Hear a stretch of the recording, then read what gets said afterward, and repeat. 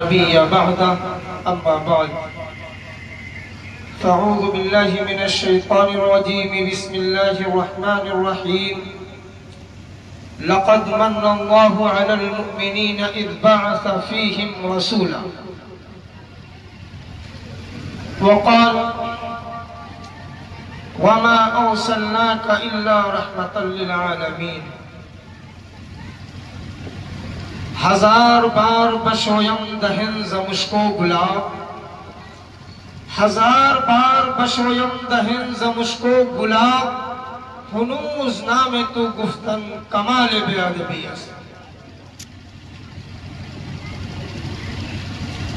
حاضرین جو لوگ ادھر بیٹھے ہیں درخواست ہے کہ سامنے آ جائے، تھوڑا اچھا نہیں لگتا جب مخاطب سامنے ہوتا ہے تو بات کرنے میں مزہ آتا ہے۔ آپ لوگ ادھر سامنے آ جائیں۔ یہ جلسے سیرت النبی ہے اور صحابہ اکرام اس طرح سے نہیں بیٹھا کرتے تھے اللہ کے رسول کی محفلوں میں۔ لکھا ہے کہ صحابہ اکرام جب اللہ کے رسول کی محفلوں میں بیٹھتے تھے تو ایسا بیٹھتے تھے کہ اگر ان کے سروں پر چادر ڈال دی جائے تو چادر میں جھول نہیں آتا، اور آپ تو اس طرح سے بیٹھے ہیں لگتا ہے کہ کسی چیز کی تلاش میں بیٹھے ہیں کہ بس میرا حصہ ادھر سے آئے گا، ابھی لے کے تبھی جانا ہے۔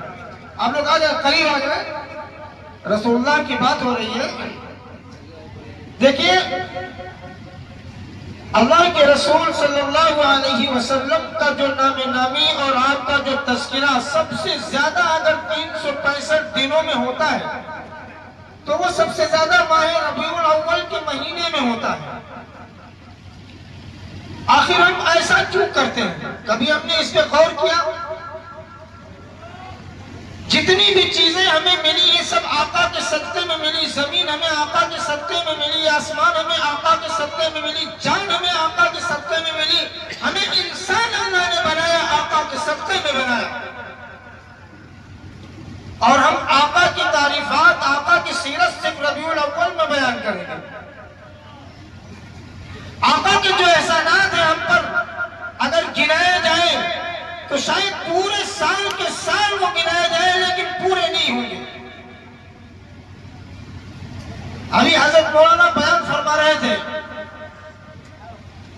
کہ کس طرح سے آقا کی پیدائش ہوئی اور کس طرح سے پریشانیاں جھیلی۔ بس میں مختصر بات بتا کر ختم کر دوں گا کیونکہ نہ لوگ بچے ہیں نہ ٹائم بچا ہے۔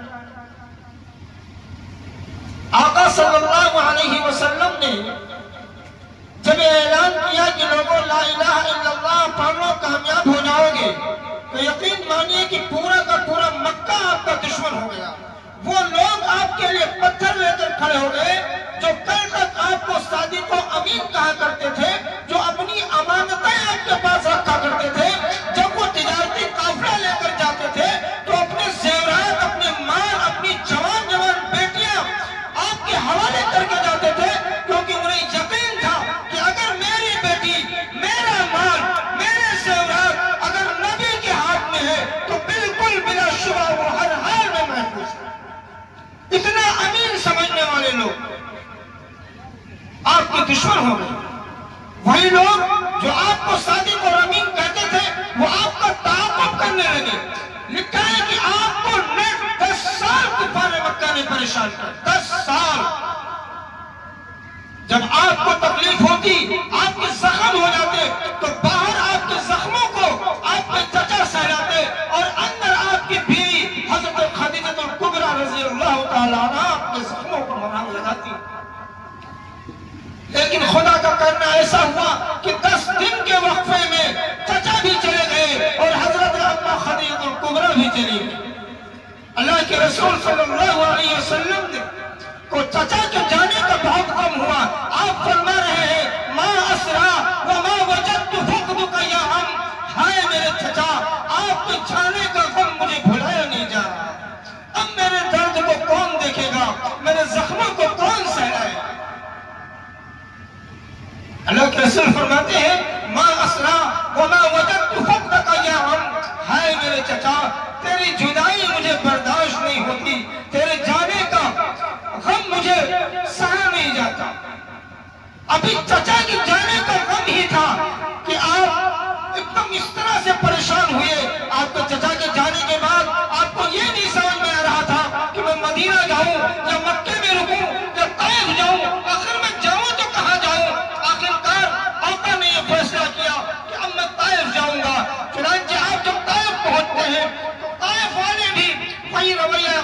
لیتے ہیں، بلکہ اس سے زیادہ سخت آپ کو اتنا مارتے ہیں کہ آپ کو خون سے لہولہان کر دیتے ہیں اور آپ بے ہوشی کے عالم میں ہو جاتے ہیں، آپ بے ہوش ہو کر گر جاتے ہیں۔ حضرت زید بن حارثہ پہنچتے ہیں، دوڑے جاتے ہیں، آقا کو اٹھاتے ہیں اور توڑ لگاتے ہیں، جا کر ایک انگور کے بیل کے نیچے آپ کو لٹا دیتے ہیں اور وہیں پر وہ بھی بیٹھ جاتے ہیں۔ عتبہ ابن ربیعہ دور سے دیکھ رہا ہے، کیونکہ عتبہ ابن ربیعہ وہ شخص ہے جو جنگ بدر میں کفار کی طرف سے رسول اللہ کے خلاف جھنڈا لے کر آنے والا شخص، لیکن آپ کا وہ خونی رشتہ دار تھا۔ عتبہ نے دیکھا کہ آقا صلی اللہ علیہ وسلم بے ہوش لیٹے ہوئے ہیں، زخموں سے چور ہے، خون سے لت پت ہے۔ سوچو کہ چاند کا دشمن بھی آپ پر رحم کھا رہا ہے، اور اس کو تو خود ہمت ہوئی نہیں کہ میں اپنے ہاتھ سے انگور لے جا کر دے دوں۔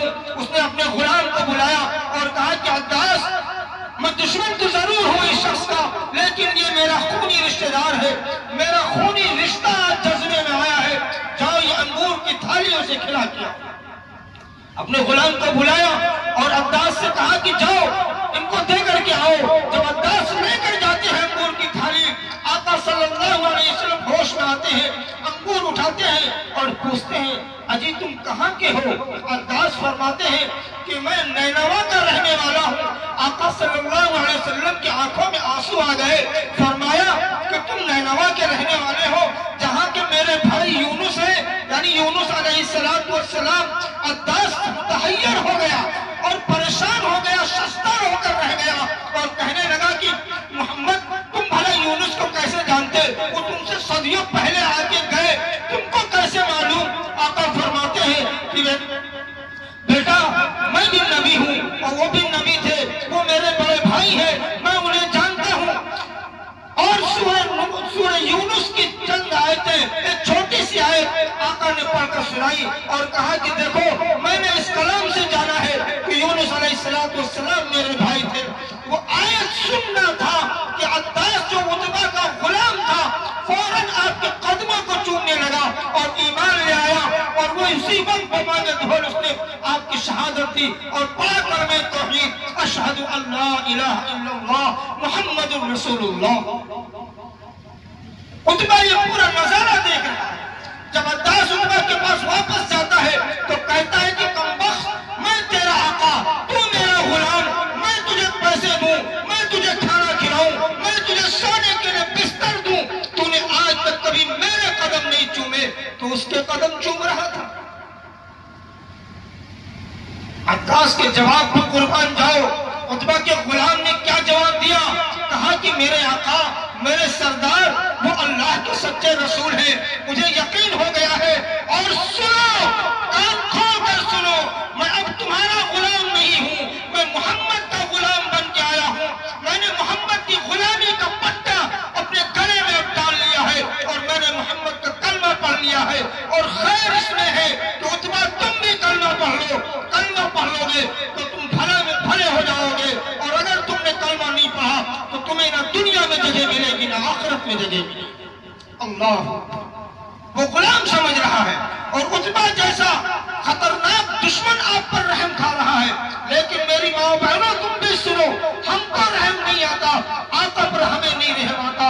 آج کے ہر نوجوان لڑکا ہو یا لڑکی، سب کے وار سیدھے آقا کے سینے پر، سب کے ہاتھوں میں، سب کی زبانوں میں دو دھاری تلواریں ہیں۔ وہ وار چاہے جھوٹ کا ہو، چاہے رشوت خوری کا ہو، چاہے رشتہ توڑنے کا ہو، چاہے میاں بیوی کو لڑانے کا ہو، چاہے بھائی بھائی کو الگ کرنے کا ہو، چاہے شراب نوشی کا ہو، چاہے سودی کاروبار کا ہو، یہ سارے وار آقا کے سینے پہ پہنچتے ہیں، کیونکہ آقا کی یہ تعلیمات نہیں تھی۔ آقا کو جھوٹ سے تکلیف ہوتی ہے، آقا کو جوے سے تکلیف ہوتی ہے، آقا کو جگوخوری سے تکلیف ہوتی ہے۔ جب ہم یہ ساری چیزیں کرتے ہیں تو گویا آقا کے اوپر ہم وار کرتے ہیں۔ وکیل کہتا ہے کہ بغیر جھوٹ کے ہماری وکالت نہیں چلتی، تاجر کہتا ہے بغیر جھوٹ کے ہماری تجارت نہیں چلتی۔ آقا صلی اللہ علیہ وسلم نے کتنی بڑی بڑی تجارتیں کی ہیں، آپ کے صحابہ نے کتنے بڑے آپ کے صحابہ میں کتنے بڑے تاجر رہے ہیں، کتنے بڑے امیر المومنین رہے ہیں، کتنے پیسے والے رہے ہیں، کیا سب جھوٹ پر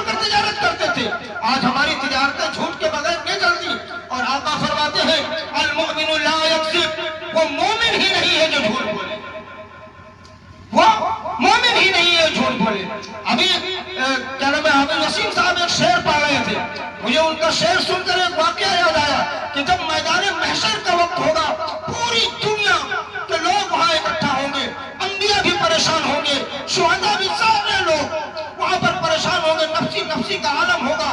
حالت یہ ہوگی کہ ہر آدمی یہ سوچے گا نہ جانے میں بخشا جاؤں کہ نہ بخشا جاؤں۔ چنانچہ یہ امت جائے گی آدم علیہ السلام کے پاس، نوح علیہ السلام کے پاس، عیسیٰ علیہ السلام کے پاس، موسیٰ علیہ السلام کے پاس، ہارون، شیخ اور سارے نبیوں کے پاس جائے گی۔ سارے نبیوں سے جب یہ کہیں گی مجھے بچا لیجئے، سب صرف ایک ہی بات کہیں گے، نفسی نفسی، مجھے تو اپنی جان کی فکر ہے۔ آگے بڑھو۔ آگے بڑھتے بڑھتے جب یہ امت پہنچے گی آقا کے پاس، ابراہیم خلیل اللہ کے پاس پہنچے گی، وہ بھی جب جواب دے دیں گے، جب یہ امت آقا کو ڈھونڈتے ڈھونڈتے پہنچے گی تو یہ کیا دیکھے گی کہ پیارے آقا سجدے میں پڑے ہوئے ہیں، 3 دن 3 رات ہو جائیں گے، آپ نہ کھانا کھائیں گے نہ پانی پیئیں گے، صرف سجدے میں پڑے اور یہ دعا فرما رہے ہوں گے، اللہم اغفر لامتی، اللہم اغفر لامتی، اللہم اغفر لامتی۔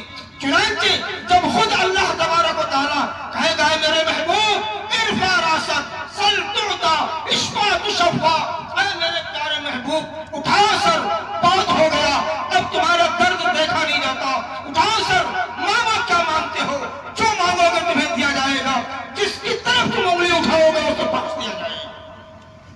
میرے بھائیوں، ذرا کبھی سوچا ہے کہ نبی شفاعت کس کی کریں گے؟ نبی شفاعت اسی کی کریں گے جو نبی کے طریقوں پہ چل کر جائے گا۔ لکھا ہے کہ وہ امتی جو نبی کی سنتوں کو پامال کر کے جائے گا، جو نبی کی سنتوں کا جنازہ نکال کے اس دنیا سے جائے گا، اس کے بارے میں آیا ہے کہ جب وہ میدان محشر میں آقا کے سامنے جائے گا شفاعت کے لیے تو آقا اپنا رخ انور پھیر لیں گے، جب وہ دائیں آئے گا تو آقا اپنا رخ بائیں موڑیں گے، جب وہ بائیں آئے گا تو آقا دائیں موڑیں گے، چنانچہ آقا اس کا سامنا نہیں کریں گے، صرف اور صرف ایک جملہ فرمائیں گے، سحقن سحقن، دور ہو جا دور ہو جا۔ میرے بھائیوں، اگر کہیں ایسا موقع آ گیا بتاؤ کیا بنے گی میدان محشر میں؟ کبھی ہم نے سوچا کہ آقا نے اور آقا کے ماننے والوں نے کتنی تکلیفیں اٹھا کر یہ دین ہم تک پہنچایا ہے؟ معلوم ہے ایک مرتبہ ایسا ہوا کہ آقا کو اور آقا کے ماننے والوں کو شیب ابی طالب میں قید کر دیا گیا، 3 سال تک انہیں قید رکھا۔ لکھا ہے حضرت علی رضی اللہ تعالیٰ عنہ خود فرماتے ہیں کہ ہم لوگ جو کھجوریں لے کے گئے تھے وہ سب ختم ہو گئی، جو کھانے پینے کا ساز و سامان تھا سب ختم ہو گیا، اور معاملہ یہ تھا کہ ہم لوگ صرف پتے چبا چبا کر اور درختوں کے کانٹے چبا چبا کر زندگی گزاری ہے، اور وہ وقت آیا کہ بچوں کے معصوم بچوں کے جنازے اس گھاٹی سے نکلے۔ جب دیکھا دشمنان اسلام نے تو جا کر کہا کہ اے لوگوں سنو، تمہارا اور ہمارا صرف ایک معاملہ ہے، تم رسول اللہ کے کلمے کو چھوڑ دو، تم رسول اللہ کا ساتھ چھوڑ دو، ہمارا خرید و فروخت، لین دین، بول چال سب شروع ہو جائے گا اور تم پر سے ساری پابندیاں ہٹا لی جائیں گی۔ قربان جاؤ، اللہ کے رسول کے ان ساتھیوں پر کیا جواب دیا؟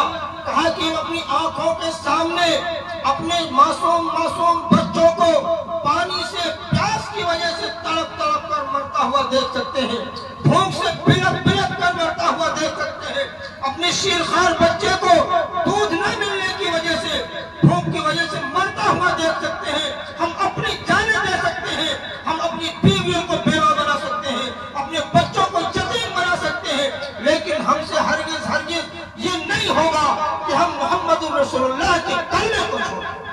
اللہ، یہ ایمان تھا۔ آج ہمارا کیا ایمان ہے؟ آج سوچنے کی ضرورت ہے۔ آج ہمارے نوجوان پوری رات صرف موبائلوں میں جٹے رہتے ہیں، جب فجر کی اذان ہوتی ہے تب وہ بستر پر سوتے ہیں، چاہے وہ لڑکے ہوں یا لڑکیاں ہوں۔ بہت غلط بات ہے۔ آقا کی سنت اس بھائی نماز چھوڑ رہے ہو، آقا معلوم ہے جب آپ کا آخری وقت ہے، آپ دنیا سے رخصت ہونے والے ہیں، شدید بخار ہے، اما عائشہ کی گود میں سر ہے، اما عائشہ پوچھ رہی ہے، آقا کی آواز نہیں نکل رہی ہے، جب تک اما عائشہ کے بھائی آ رہے ہیں مسواک کرتے ہوئے۔ اما عائشہ نے سمجھا کہ شاید رسول اللہ کو مسواک کی ضرورت ہے، آپ نے کہا کہ مسواک لیں گے. آپ نے اشارہ کیا نہیں. آپ نے پھر اشارہ کیا. جب اماں عائشہ سمجھی کہ شاید مجھ سے کچھ کہنا چاہتے ہیں, اماں عائشہ نے اپنے کان کو آقا کے منہ کے طرف, آقا کے لب کے قریب کیا تو آقا کے زبان سے معلوم ہے کون سے جملے نکل رہے تھے. کہہ رہے تھے عائشہ الصلاۃ الصلاۃ. وہ حضرت عائشہ کو نہیں بتا رہے تھے کہ عائشہ تم نماز پڑھتی رہنا, وہ تو پڑھتی ہی تھی. وہ تلقین تھی امت کے لیے کہ امت کو آخری دم تک نماز کسی بھی حالت میں معاف نہیں ہے. الصلاۃ معراج المؤمنین, نماز مومنین کی معراج ہے. الصلاۃ عماد الدین, فمن اقامها فقد اقام الدین ومن هدمها فقد هدم الدین. نبی فرماتے ہیں کہ نماز دین کا ستون ہے. جس نے نماز کو قائم کیا اس نے دین کو قائم کیا, اور جس نے نماز کو چھوڑ دیا گویا اس نے دین کو اٹھا دیا. آج ہمارا کیا حال ہے؟ دنیا بھر کے بہانے. ماں بہنوں سے اگر نماز کی بات کی جائے, قرآن کی بات کی جائے, سنتوں کی بات کی جائے, دوپٹہ صحیح سے اوڑھنے کی بات کی جائے, پردہ کرنے کی بات کی جائے, تو دنیا بھر کے بہانے بتاتی ہیں. اجی چھوٹے بچے ہیں, اجی یہ ہے, اجی وہ ہے, پورا دن کا دن میں کام کرتی رہتی ہوں. کیا صحابہ اکرام کے بچے نہیں ہوتے تھے؟ کیا ان کی بیویوں کے پاس کام نہیں ہوتے تھے؟ آج تمہیں پسا ہوا آٹا ملتا ہے, وہ ہاتھ سے پیستی تھی. آج تمہیں پسا ہوا مسالہ ملتا ہے, وہ ہاتھ سے پیستی تھی. آج تمہیں مشین میں کپڑے دھلنے ہیں, وہ ہاتھ سے دھلتی تھی. پھر بھی تمہیں ٹائم نہیں ہے. اگر پردے کی بات کی جائے تو معاملہ بالکل پلٹ گیا. رسول اللہ فرماتے ہیں اسبال حرام, یعنی ٹخنا بچوں کا کھلا ہونا چاہیے, اور بچیوں کا یعنی لڑکوں کا کھلا ہونا چاہیے, لڑکیوں کا بند ہونا چاہیے. معاملہ پلٹ گیا. بچوں کے پیر ایڑی کے نیچے ہیں, بچیوں کی شلواریں اور پنڈلیوں تک آ رہی ہیں. میری ماں بہنیں غور سے سنو, بس صرف یہ واقعہ بتا کر میں اپنی بات ختم کر دوں گا. حضرت فاطمہ الزہرا جیسی خاتون پوری دنیا میں نے کوئی آئی ہے نہ آئے گی. حضرت فاطمہ کا جب پردے کا یہ عالم تھا کہ آپ نے اپنے انتقال سے پہلے یہ وصیت کر دی اپنے بیٹوں کو, اور حضرت علی سے کہا کہ اگر میرا انتقال ہو جائے تو تم صرف 3 ہی لوگ مجھے لے کر کے جانا, چوتھے کو بلانے کی ضرورت نہیں ہے, کیونکہ میں یہ نہیں چاہتی کہ کوئی چوتھا آ کر کے میرے جنازے کو دیکھے. حضرت علی نے کہا کہ ارے فاطمہ ایسا کیسے ہو سکتا ہے؟ تم نبی کی دلاری ہو, تم نبی کی لخت جگر ہو, تم نبی کی پیاری ہو, اور تم علی کی بیوی ہو, تم حسنین کی ماں ہو, ایسا کیسے ہو سکتا ہے؟ میں تو مہاجرین کو بلاؤں گا, میں تو مدینے والوں کو بلاؤں گا, میں تو پورے مکے کو اکٹھا کر دوں گا تمہارے جنازے میں. حضرت فاطمہ الزہرا فرماتی ہے نہیں نہیں علی, ہرگز ایسا نہیں کرنا ہے تمہیں, مجھے اکیلے لے کر کے جانا. کیوں؟ جب پوچھا گیا آخر ایسا کیوں کہہ رہی ہے تو آپ نے فرمایا کہ میری زندگی میں کسی غیر مرد نے مجھے پردے کی حالت میں بھی نہیں دیکھا ہے, تو میں یہ چاہتی ہوں کہ جب میرا جنازہ جائے تو کسی غیر مرد کی نظر میرے جنازے پر پڑے, اور یہ نہ سمجھ سکے کہ فاطمہ چھوٹی تھی کہ بڑی تھی کہ میانہ قد تھا, اس کا قد کیسا تھا. اللہ, یہ پردے کا عالم کہ وہ یہ بتانا نہیں چاہتی کہ میں چھوٹے قد کی ہوں کہ بڑے قد کی ہوں کہ میانہ قد کی ہوں. اتنا پردہ.